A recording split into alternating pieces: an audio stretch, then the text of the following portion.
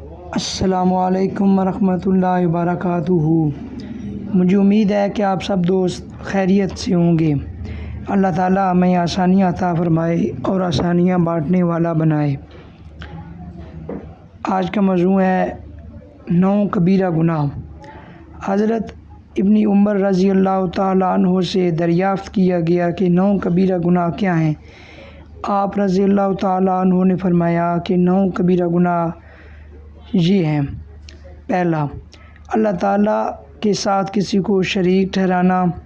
دوسرا، میدان جہاد سے فرار اختیار کرنا، کسی مومن کو جان بوجھ کر قتل کرنا، پاک دامن پر الزام لگانا، سود کھانا، یتیم کا مال کھانا، ماں باپ کی نافرمانی کرنا، جادو کرنا یا کروانا، حلال کو حرام کو حلال کر کے کھانا۔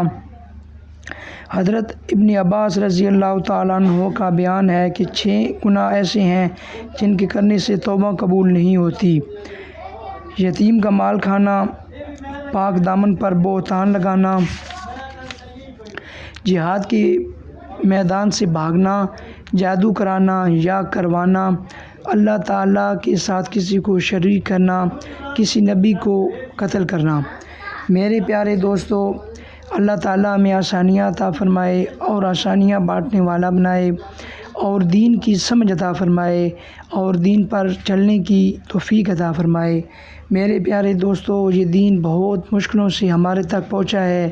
ہمیں کوشش کرنی چاہیے خود بھی اس پر عمل کریں، اور جو باتیں ہمیں معلوم ہیں وہ دوسرے دوستوں کو بتانا چاہیے اور خود بھی ان پر عمل کرنا چاہیے۔ اللہ تعالیٰ ہمیں آسانیاں عطا فرمائے اور آسانیاں بانٹنے والا بنائے۔